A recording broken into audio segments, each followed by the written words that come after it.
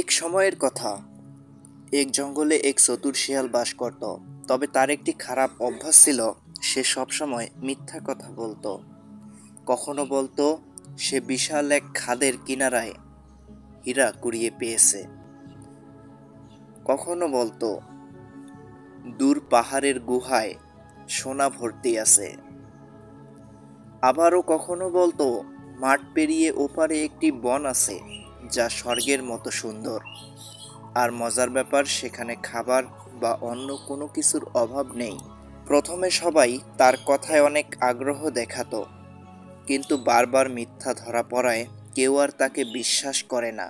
একদিন শেয়াল হঠাৎ চিৎকার করে বলল, বন্ধুরা, আমি এইবার সত্যি একটা সোনার গুহার খোঁজ পেয়েছি। গুহার ভেতর শুধু সোনা, চকচকে, ঝকঝকে। এইবার সে এতটাই আত্মবিশ্বাসের সঙ্গে বলল যে অনেক প্রাণী ভাবল হয়তো এবার সত্যিই সে কিছু পেয়েছে।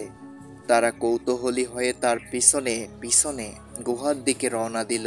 ঘন্টার পর ঘন্টা হেঁটে অবশেষে তারা সেই কথিত সোনার গুহাতে পৌঁছালো। কিন্তু সেখানে গিয়ে যা দেখলো তা দেখে সবাই হতবাক। গুহা তো একেবারেই ফাঁকা, না আছে সেখানে সোনা, না কোনো গুপ্তধন। ধুলো, শুধু ধুলো আর পাথর। সবাই খুব রেগে গেল। একে তো কষ্ট করে এত দূর এসেছিল, তার উপর আবার ধোঁকা খেল। তারা সবাই মিলে সিদ্ধান্ত নিল এই শিয়ালের সঙ্গে তারা আর কেউ কোনো সম্পর্ক রাখবে না। শেয়ালকে দল থেকে তাড়িয়ে দেয়া হলো। ধূর্ত শেয়াল একাকী বসে ভাবতে লাগলো, সবার ভালোবাসা আর বিশ্বাস হারালাম আমি, মিথ্যা বলার কারণে আজ আমি একা।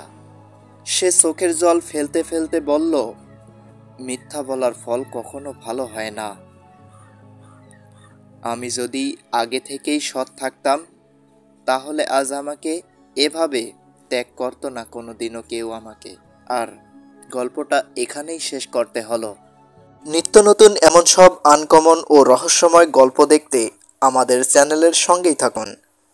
আমরা প্রতিনিয়ত চেষ্টা করব আপনাদের জন্য নতুন নতুন গল্প নিয়ে হাজির হবার। তো আমাদের সঙ্গেই থাকবেন। ধন্যবাদ। আল্লাহ হাফেজ।